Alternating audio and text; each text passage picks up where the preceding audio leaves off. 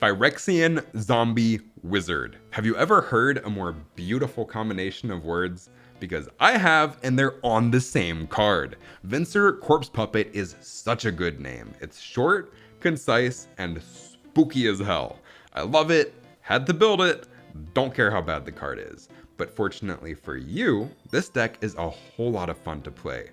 Venser Corpse Puppet is a 2 CMC commander who's a little bit toxic, but the part to pay attention to is where we either get a 3/3 golem or give one of our artifact creatures flying in lifelink whenever we proliferate. The rest of the text is mostly irrelevant to our strategy with a big old asterisk, emphasis on the ass, because that's what I am when I hit my opponents with Toxic 1 on turn 3, which I do a lot. Guilty.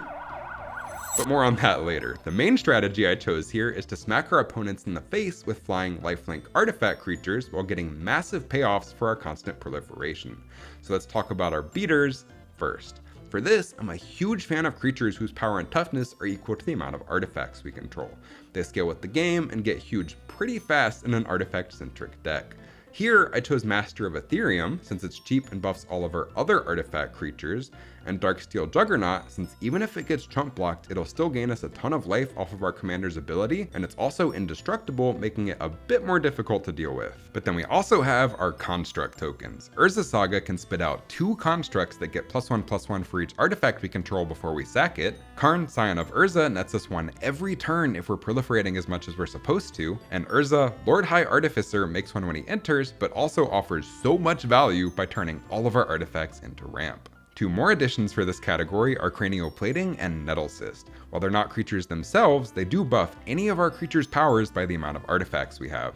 And more importantly, we can attach Cranioplating at instant speed as a combat trick. That damage is getting through one way or another. Then I've also included our favorite Pokemon, Blastoise. I mean, Kappa Cannoneer, which is pretty self-explanatory. Ward 4, gets big fast, cheap with improvise, and unblockable most of the time. Need I say more? This guy is an absolute powerhouse. It's also worth mentioning here that he triggers himself, so you're guaranteed a +1/+1 counter to proliferate when he enters. Now, to give our beaters flying in lifelink, we need to reliably proliferate, so I threw in 11 sources of proliferation, most of which are repeatable.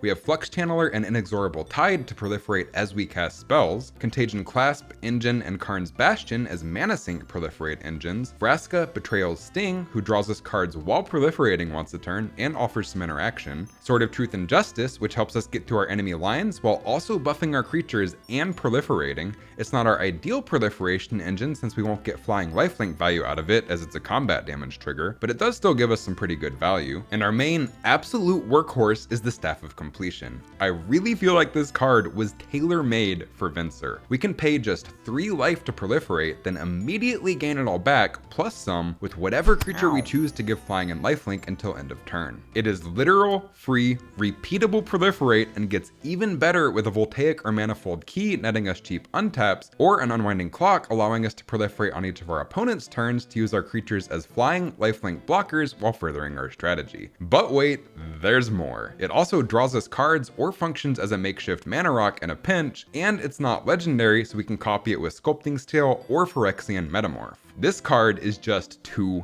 good. Then I also need to mention Takuthal Inquiry Dominus, who doubles all of our proliferates, allowing us to give 2 artifact creatures flying in lifelink every time, Deepglow Skate, which doubles our Planeswalker loyalty and other counters when it enters, and Ikramoon Gauntlet, which doesn't proliferate on its own, but does turn all of our Planeswalkers into proliferation engines. Which is a perfect segue into our next topic. If we're playing a proliferate deck, we need some proliferate targets. When you think proliferate targets, the first things that come to mind are probably Planeswalkers, and we've got some absolute bangers, most of which are admittedly just Tezzeret Superfriends. Agent of Bolas lets us dig for valuable artifacts, turns our non-creature artifacts into beaters, and direct drains an opponent for double. You heard that correctly, double the amount of artifacts we control. Betrayer of Flesh reduces the cost to proliferate with our Clasper engine, draws us cards, and makes more beaters out of our artifacts. The Seeker grabs our Staff of Completion or Ikramoon Gauntlet direct to battlefield, and if we want to be extra degenerate, we can basically tutor with him every turn if we proliferate enough. And Master of the Bridge makes our creatures and Planeswalkers cheaper while also allowing us to symmetrically direct drain our opponents immediately when he comes in. That was a mouthful. Then outside of the secret Tez Club, we've already mentioned Karn, Scion of Urza, and Vraska, but we also have Kaito Shizuki, who nets us repeatable card draw, but we can also ult him and repeatably tutor for creatures just one turn after we play him if we have a Deep Glow Skate in hand. Even though this is an artifact deck, we have some amazing targets to grab. And Teferi, Master of Time, which sure, he's a great way to dig and deals with problematic creatures for a turn, but being able to activate him on each of our opponent's turns as well means we can proliferate 4 times per turn rotation with our Ichormoon Gauntlet in play. And if we have enough proliferation on board or a Deep Glow Skate in hand, we can fairly easily chain ult him, taking a bunch of turns in a row to close out the game. Then we also have some great artifacts that work with charge counters. Everflowing Chalice and Pentad Prism offer incredible proliferatable ramp, and I especially want to shout out Pentad Prism here since we don't have to tap it to use it. Having those charge counters up anytime we need them gives us so many options. Titan Forge is an objectively terrible card under normal circumstances, but if there's ever been a place for it,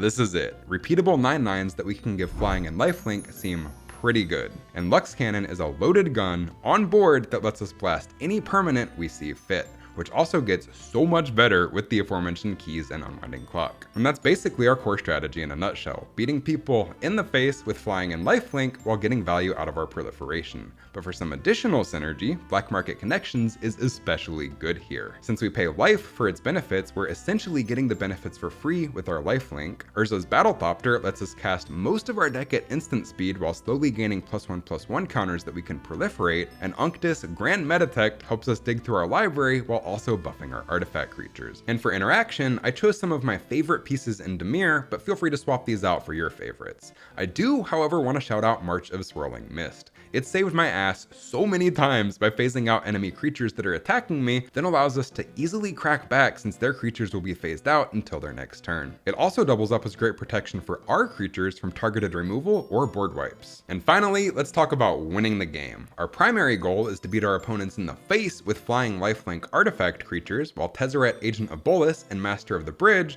function as great ways to direct drain our opponents down to lethal range or to death. But it is worth bringing up the elephant in the room.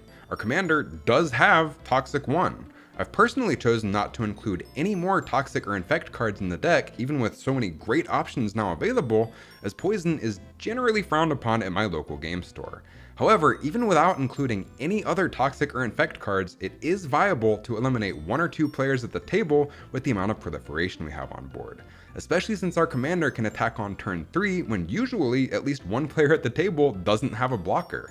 Just be prepared to become the archenemy if you do choose to go this route. And that about sums it up. I've had a whole lot of fun piloting this list, and I really hope you do too. You can check out the full list on Moxfield, link in the description, and make sure you hit that like and subscribe button down below if you enjoy these kinds of no-nonsense, straight-to-the-point deck techs. We are so close to 1,000 subscribers, and every little bit helps a ton. Also, if you want to come hang out and talk Magic, I just recently started a brand new Discord server for this YouTube channel. Link also in the description. Until next time, I hope you have a magical, The Gathering day.